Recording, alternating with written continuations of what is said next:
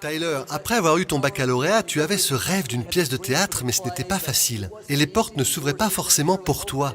J'ai adoré ton histoire sur l'ouragan à Caroline du Sud. Est-ce que tu peux nous en dire un peu plus? Oui, j'ai commencé à écrire cette pièce après avoir regardé la série d'Oprah. Elle disait que c'était cathartique d'écrire. Je ne savais pas ce que cela signifiait. Il a fallu que je cherche dans un dictionnaire.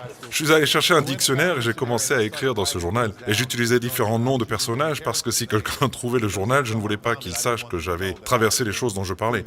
Je parlais d'adultes qui avaient survécu une maltraitance durant l'enfance. Donc en 93, j'ai déménagé à Atlanta. J'ai déménagé en 92 et en 93, j'ai décidé de produire la pièce, de travailler, d'économiser. Avec mes remboursements d'impôts, j'ai tout fait pour produire ce spectacle. Et j'ai dépensé tout mon argent, c'était un théâtre de 200 places. Je pensais qu'on allait avoir tous ces différents spectacles pendant le week-end et que 1200 personnes viendraient et seulement 30 personnes sont venues. Donc j'ai perdu tout ce que j'avais, le paiement de ma voiture, tout était enchevêtré là-dedans. C'était une période très très difficile parce que je savais que je me sentais appelé à faire ce spectacle pour des adultes qui avaient survécu une maltraitance dans leur enfance et qui avaient pardonné leur agresseur. Parmi ces 30 personnes, je connaissais chacune de ces personnes dans la salle.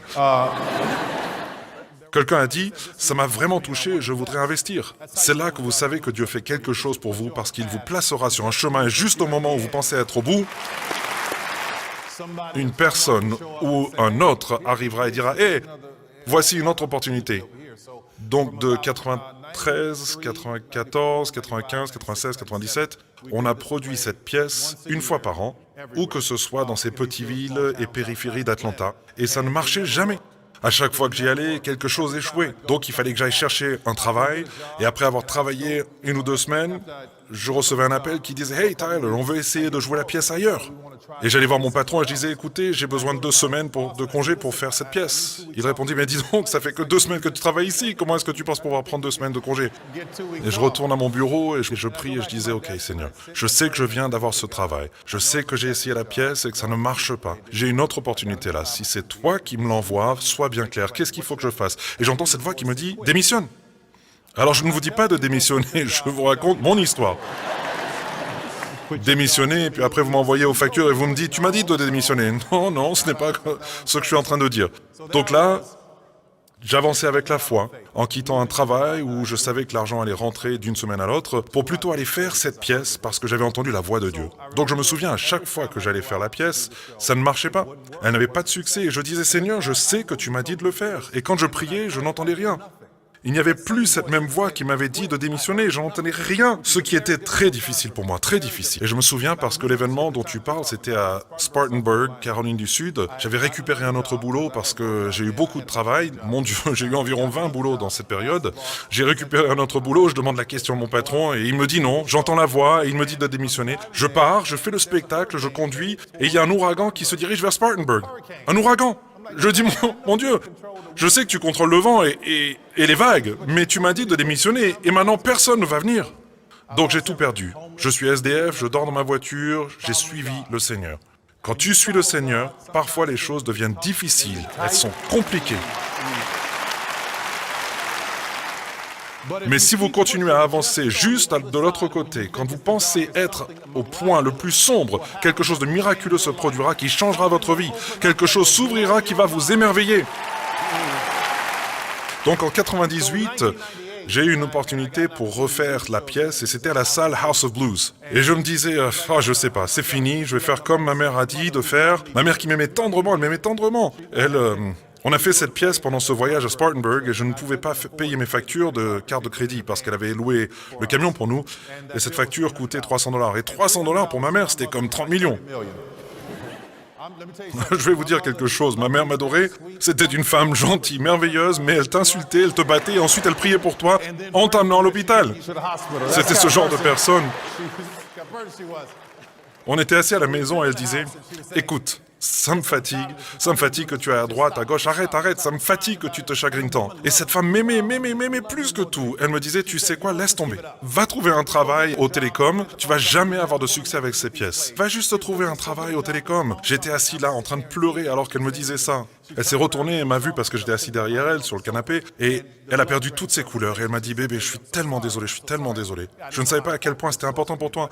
Mais ce que je veux que vous compreniez, c'est que je me fiche du nombre de personnes qui vous aiment et qui vous encouragent ou celles qui essayent de vous descendre ou de vous détruire. Quand Dieu a un rêve pour toi, c'est ton rêve. » Ton rêve. Ton rêve. Et il y a des gens qui vous aiment et qui vont penser qu'ils vous disent les bonnes choses pour essayer de vous protéger. Ou il y a des gens qui ont été dans votre vie et qui vous ont regardé grandir. Ils ne savent pas ce que Dieu a placé en vous parce qu'ils pensent qu'ils vous connaissent trop bien. Mais ce qu'il faut que vous compreniez, c'est que quand Dieu a quelque chose pour vous, il faut y aller à corps perdu, à corps perdu. Donc, c'est ce que j'ai fait. J'ai fait la pièce. J'ai cette opportunité de faire la pièce en 98, c'est au House of Blues. Et j'arrive et je suis en colère. Et je suis énervé parce que pendant toutes ces années, ces 7 années où j'ai essayé de monter cette pièce, rien ne s'est produit. Dieu me disait de démissionner et il me laissait. Tu me laisses là, tout seul, Seigneur, t'es où? Tu me parles même pas pendant ces moments d'obscurité. Donc j'étais en colère, j'en avais marre. J'étais allé postuler au télécom, comme ma mère m'avait dit. Va travailler au télécom. Je voulais une assurance pour réparer ma dentition. Donc, me voilà en 98, j'ai cette opportunité à la House of Blues et j'y arrive et il y a cet art populaire sur tous les murs. Je viens de la Nouvelle-Orléans, je dis c'est du voodoo et je ne produirai pas ici. Décrochez ça des murs. Donc ce jour-là, ils me disent que la House of Blues fermait. Donc c'était fini pour la House of Blues. Alors la salle allait récupérer son nom d'origine. C'était une église qui s'appelait le Tabernacle. Donc j'allais me produire dans une salle qui s'appelait le Tabernacle. J'y vais et je fais le spectacle et je me plains du début à la fin. Je me maquille, je prépare à jouer le vieil homme Joe et j'ai cette attitude, je suis en colère, en fait, je suis pas bien. Et je me dis, je veux même pas faire ça. Et j'entends la même voix qui m'a dit de démissionner, qui me dit, ferme-la. Laissez-moi vous dire, quand Dieu vous dit de la fermer, vous restez là assis, qu'est-ce qui s'est passé?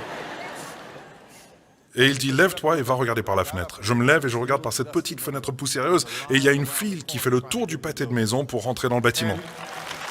La pièce affiche complet encore et j'ai dit, Dieu, t'étais où pendant tout ce temps? Il m'a dit, je te mettais à l'épreuve pour voir si tu allais honorer tout ça, si tu ferais quelque chose de bien avec ça. Parfois, quand vous n'entendez pas le Seigneur essaie de voir ce que vous allez faire dans la situation où vous vous trouvez. Et finalement, c'était un moment incroyable qui m'a emmené de cette salle affichant complet, ainsi que tous les spectacles par la suite. Ça a été incroyable, c'était miraculeux, tout vient de Dieu et j'en suis vraiment reconnaissant. C'est vraiment génial. Tyler, une autre...